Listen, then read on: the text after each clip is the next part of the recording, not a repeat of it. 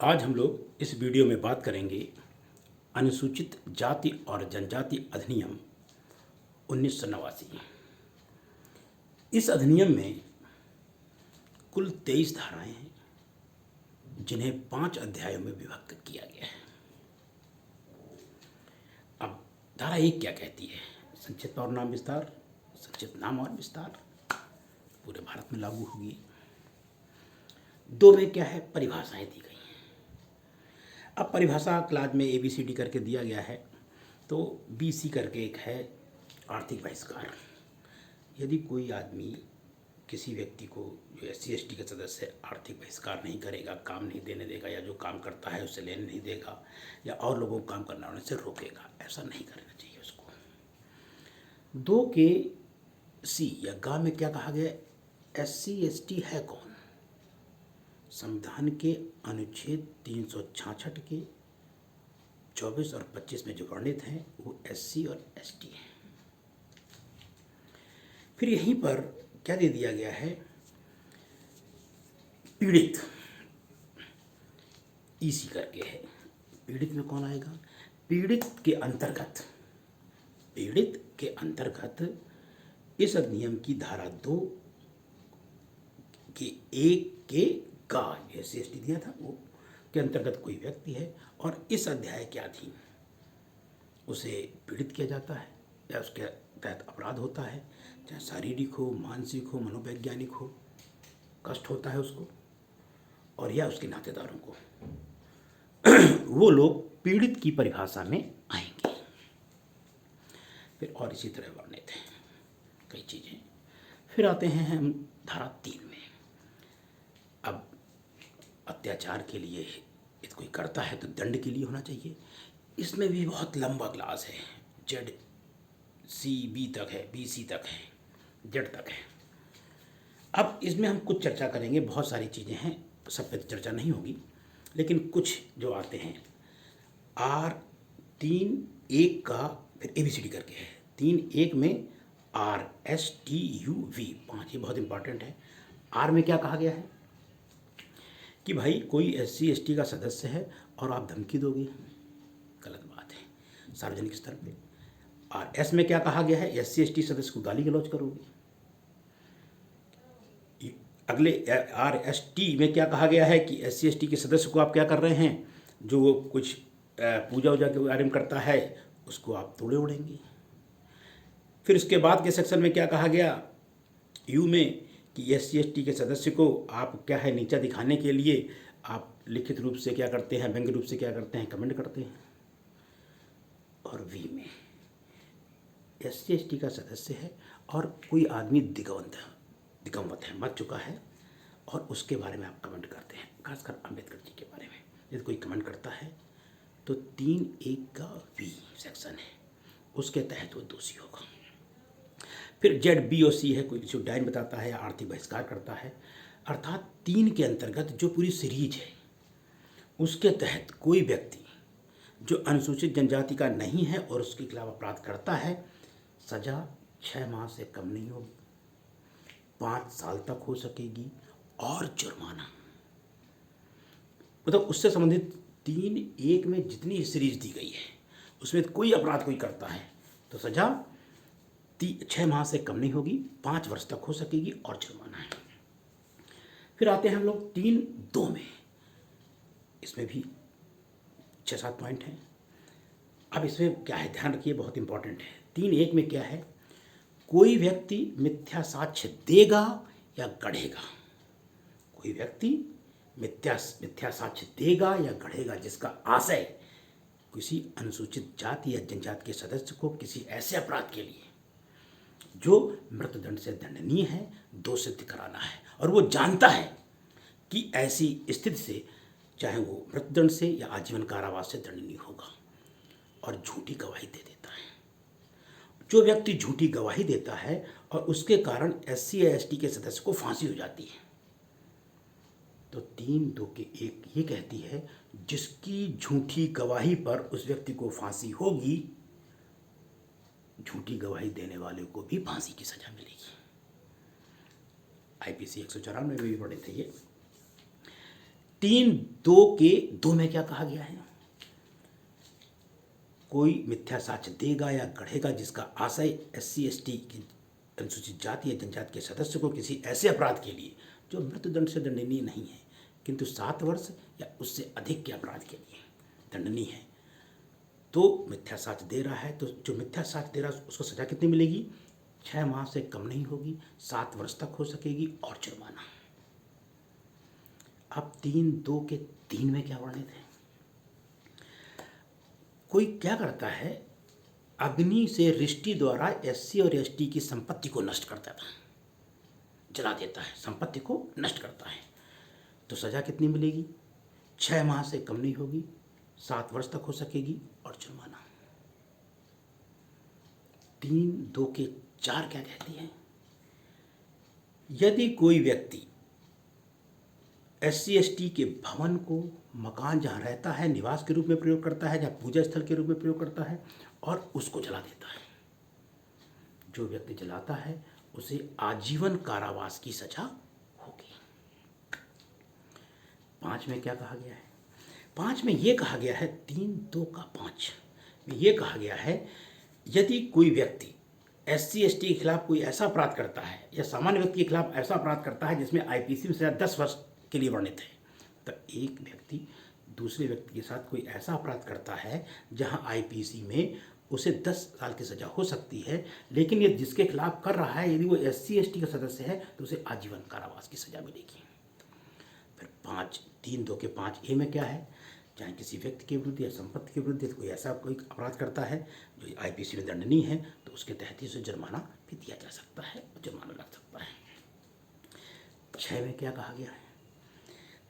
3(2)(6) में SC/ST के सदस्य है और उसे फंसाने के लिए जो दस्तावेज हैं, वो जानता है कि इसे दस्तावेज छुपा लेंगे तो फंस जाएगा और दस्तावेज छुपा देता है वो, तो उसको सजा मिल जाएगी। और कोई लोक सेवक है, लोक सेवक होते ही यदि कोई अपराध करेगा तो क्या है, 1 साल से सजा कम नहीं होगी। ये 3(2)(7-8) पॉइंट जो भी हैं वो है। 4 में क्या है? कर्तव्य पालन की उपेक्षा। अब क्या है, कोई लोक सेवक जो SC/ST का सदस्य नहीं है और SC/ST के सदस्य के प्रति जो उसका कर्तव्य है उसका पालन नहीं करता है, तो सजा 6 माह से कम नहीं होगी और 1 वर्ष तक हो सकती है। ये कहती है धारा 4(1). 4(2) क्या कहती है? 4(2) कि अब लोक सेवक के कौन से कर्तव्य पालन को भंग करता है? नंबर 1, 2(1), 4(2)(1) क्या कहती है? कोई व्यक्ति जो SC/ST के सदस्य है और रिपोर्ट लिखाने आया है, तो लोक सेवक का कर्तव्य है जो सूचना दे रहा है उसके सूचना में हस्ताक्षर लेने से पहले उसे उसके बारे में पूरा पढ़कर सुनाएगा, समझाएगा। 4(2)(1) में ये वर्णित है। 2 में क्या वर्णित है? जो उसने सूचना दी है उचित धाराओं में प्रथम इतला रिपोर्ट दर्ज की जाएगी। 4(2)(3) में क्या है? जो पीड़ित आया है उसे एक निःशुल्क कॉपी दी जाएगी। 4(2)(4) में क्या है? जहाँ पीड़ित हो और साक्षी हो उसके स्टेटमेंट नोट किए जाएंगे। और फिर 5 में 4(2)(5) में क्या है? पूरा इन्वेस्टिगेशन 60 दिन के अंदर किया जाना चाहिए।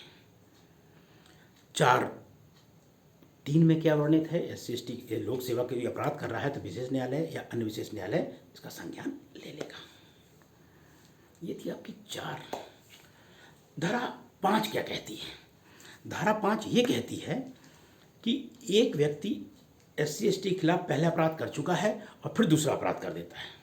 पहले एक अपराध में दोषित हो चुका है और फिर दोबारा अपराध करता है तो सजा 1 साल से तो कम नहीं होगी और जो अपराध किया है वो उसकी सजा तो होगी या फिर वही हो जाएगी जाके। ये कहती है 5। 6 क्या कहती है? 6 ये कहती है कि IPC के कुछ अध्याय इस अधिनियम में बिल्कुल हूबहू लागू होंगे। क्या है लागू होंगे?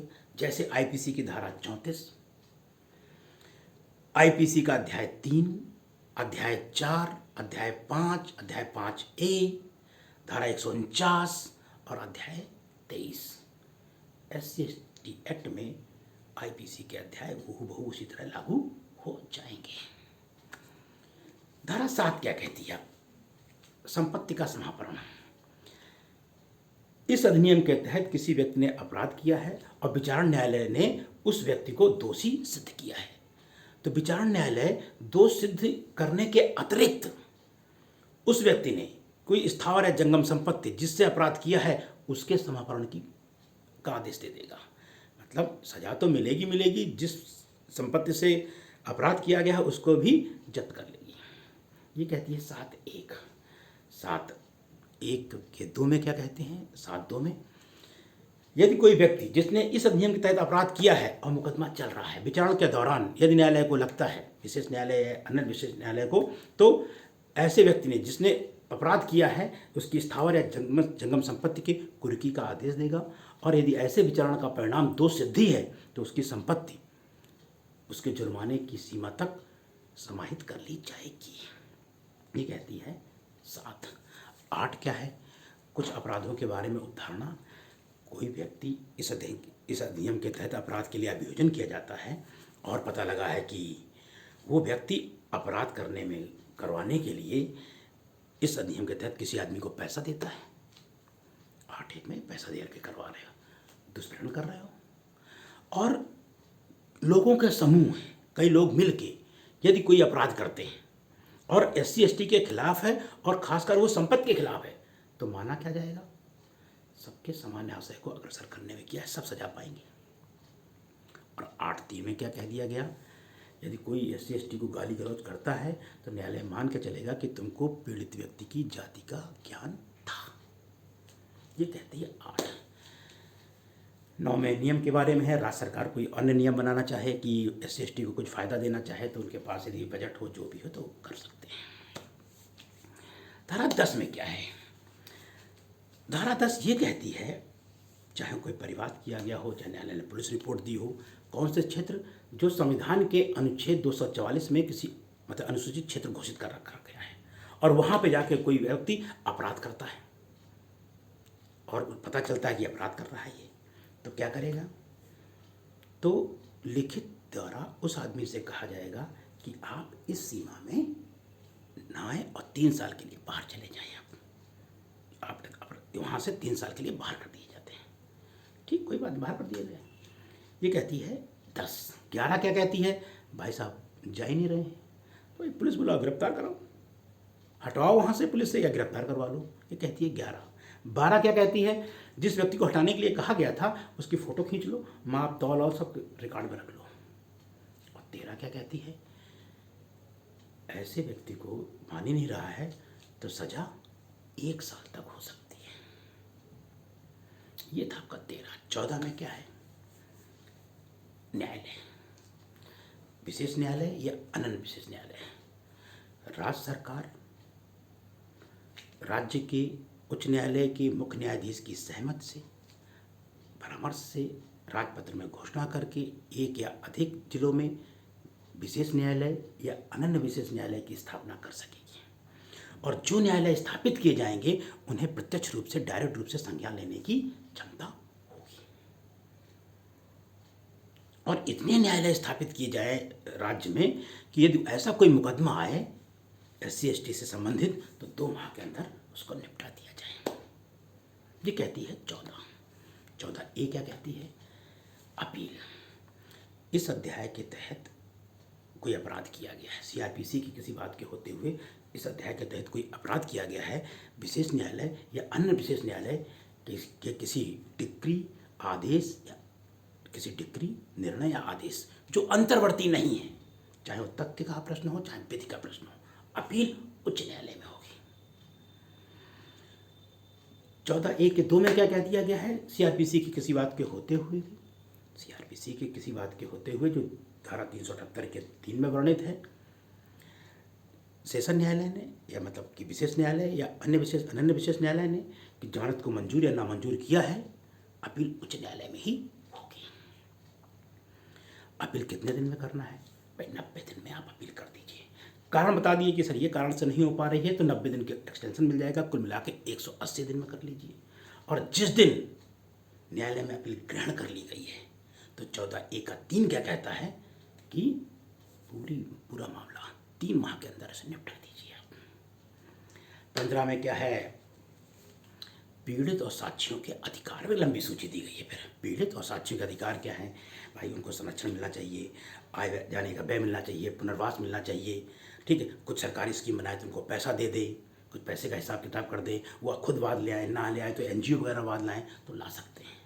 मतलब उनके अधिकारों के बारे में वर्णन है 15A में वर्णन है, 15 में लोक अभियोजक है, 15 में लोक अभियोजक, 15 में उनके बारे में वर्णन है।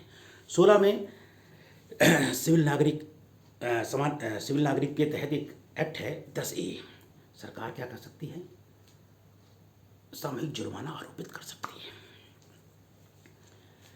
अब 17 क्या कहती है, 17 ये कहती है कि जो चीज़ ध्यान करो कि 10 में कही गई थी अनुसूचित क्षेत्रों के लिए, यहाँ पर कोई क्षेत्र हो, कोई भी क्षेत्र हो, जिला मजिस्ट्रेट, उपखंड मजिस्ट्रेट या कार्यपालक मजिस्ट्रेट या डिप्टी SP से नीचे नहीं होगा, इन्वेस्टिगेशन करेगा कि हाँ ये क्षेत्र क्या है, अत्याचार क्षेत्र घोषित किया जा सकता है। तो उस क्षेत्र को अत्याचारग्रस्त क्षेत्र घोषित कर दिया जाएगा और वहाँ पर लोगों को आने जाने पर प्रतिबंध लगा दिया जाएगा कि अपराध से रोकने के लिए ये काम किया जा सकता है। ये कहती है 17। 18 क्या कहती है, CRPC 438 एंटीसिपेटरी की बेल इसमें नहीं मिलेगी। 18A क्या कहती है, 18A ये कहती है इस अध्याय के तहत कोई वाद दाखिल किया गया है तो ऐसे व्यक्ति के लिए जो वाद दाखिल किया गया है तो यदि उसको FIR लिखनी है प्रथम इतला रिपोर्ट के लिए किसी पूर्व मंजूरी की आवश्यकता नहीं होगी। यदि ऐसे व्यक्ति की गिरफ्तारी आवश्यक है तो अन्वेषण अधिकारी को पूर्व अनुमोदन की आवश्यकता नहीं होगी। मतलब किसी भी पूर्व अनुमोदन के किसी व्यक्ति को गिरफ्तार करना चाहे तो गिरफ्तार कर ले और प्रक्रिया इस अध्याय में या इस अधिनियम के तहत ही फॉलो होगी। कोई निर्णय हो, किसी सुप्रीम कोर्ट का निर्णय हो तो 438 के तहत बेल नहीं मिलेगी। 18 में कहा गया है। 19 में क्या कहा गया है, 19 में CRPC 360 की मतलब 360 में निवारक के बारे में कह सकते हो, निवारक शब्द यूज़ नहीं होता है वहाँ पे, ये कह सकते हो कि परवेच्छा पर छोड़ दिया जाना, छोड़ा जा सकता है लेकिन कोई 18 साल से नीचे होगा तभी छोड़ा जाएगा, अन्यथा नहीं छोड़ा जाएगा। ये 19 कहती है। 20 क्या कहती है, 20 ये कहती है चाहे कोई रूढ़ी हो, चाहे कोई प्रथाएं हो, चाहे कोई नियम हो, इस अधिनियम को ओवरलैप नहीं करेंगे। मतलब यही नियम चलेगा। जो SC ST एक्ट बना है इनके बारे में कोई रूढ़ी और प्रथाओं के बारे में कोई नियम ओवरलैप नहीं करेगा, यही नियम चलेगा। 21 में क्या है, जो पीड़ित व्यक्ति है उसके लिए कर्तव्य सरकार के क्या है। फिर वही चीज़ आ जाती है पीड़ित का ध्यान रखना, उनके आने जाने के व्यय रखना, उनके पुनर्वास के लिए रखना, उनकी कोई दिक्कत ना हो पाए एक अधिकारी नियुक्त करना, ये पूरी एक सूची दी है, कर्तव्य है 21 में। 22 में क्या है, केंद्र सरकार और राज्य सरकार के कोई अधिकारी हैं और वो अपने नीचे के कोई SC ST कर्मचारी उन्हें डांट देते हैं, कुछ कहते हैं तो उनके खिलाफ वाद नहीं लाया जाएगा, उनको संरक्षण है। मतलब अधिकारी जो हैं यदि अपने अधिकार के तहत किसी कर्मचारी से कोई आदेश या निर्देश देते हैं तो उनके खिलाफ इस अधिनियम के तहत वाद नहीं लाया जाएगा। ये 22 है। और 23 क्या कहती है, नियम बनाने की शक्ति, नियम बनाने की शक्ति। भाई नियम कौन बनाएगा, तो ध्यान रखिएगा तो केंद्र सरकार बनाएगी। ये आपका 23 हुआ। हमने 1 से लेकर 23 तक की बात की और 20 मिनट नहीं हुआ है। इसको आप पढ़ लेंगे, समझ लेंगे, सुन लेंगे तो मेरे ख्याल से आपको बहुत फ़ायदा मिलेगा। और 2-3 बार सुनने में आपको लगेगा कि हाँ बड़ा सरल है, लेकिन ये आपके ऊपर है कि कैसे आप इसे लेते हैं। यदि एग्ज़ाम है, चाहे MPHS हो या अन्य जगह जहाँ SC ST एक्ट आता है, MPPCS में भी आ जाता है, तो उसे आप सुन सकते हैं, पढ़ सकते हैं और याद कर सकते हैं। मेरे ख्याल से ये वीडियो आपके लिए काफ़ी हेल्पफुल रहेगा। ये वीडियो कैसे लगा कमेंट बॉक्स में जाके बता सकते हैं और लाइक कर सकते हैं और शेयर कर सकते हैं।